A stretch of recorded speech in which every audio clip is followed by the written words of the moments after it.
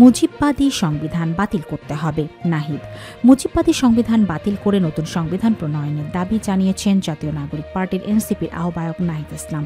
নতুন বাংলাদেশ গড়ার প্রত্যয় রোববার রাঙামাটিতে পদযাত্রা কর্মসূচির সমাবেশে তিনি এ দাবি জানান। প্রধান অতিথির বক্তব্যে নাহিদ বলেন, আমরা পদযাত্রা নিয়ে প্রতিটি সম্প্রদায় জাতিগোষ্ঠীর কাছে প্রত্যেক জনপদে যাচ্ছি। পার্বত্য চট্টগ্রামের নানা বিভাজন অশান্তি জিইয়ে রেখে কিছু গোষ্ঠী নিজেদের সুবিধা ও স্বার্থ হাসিল করে নিতে চায়, আমরা তাদের সেই সুযোগ দিতে চাই না। নতুন সংবিধান প্রণয়নের দাবি জানিয়ে তিনি বলেন, মুজিববাদী সংবিধানে এ দেশের সব জনগোষ্ঠীকে সম্পৃক্ত করা হয়নি, তাই সেই সংবিধানের প্রতিবাদ করেছিলেন পার্বত্য অঞ্চলের নেতা মানবেন্দ্র নারায়ণ লারমা।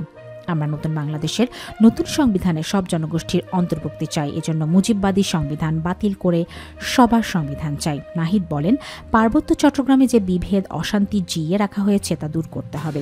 মুসলিম, হিন্দু, চাকমা, মারমা, ত্রিপুরা সহ সব জাতিগোষ্ঠীকে নিয়ে ঐক্যবদ্ধ হয়ে লড়াই করতে হবে। আমরা সব জাতিগোষ্ঠীর সম্প্রীতি ও সৌহার্দ্যের পার্বত্য চট্টগ্রাম গড়তে চাই, সৌহার্দ্যের নতুন বাংলাদেশ গড়তে চাই। রাজনৈতিক দলগুলোর মধ্যেও এমন সৌহার্দ্য গড়ে তুলতে হবে।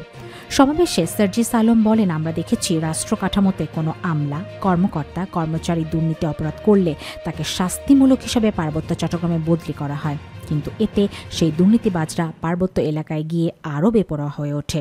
এটা হবে কেন? দুর্নীতিবাজ যেখানে যায় সেখানে অপরাধে জড়াবে, তাই তাকে আইনের আওতায় আনতে হবে। পাহাড়কে যাতে কেউ ব্যক্তি স্বার্থে ব্যবহার করতে না পারে সেদিকে সতর্ক দৃষ্টি রাখতে হবে।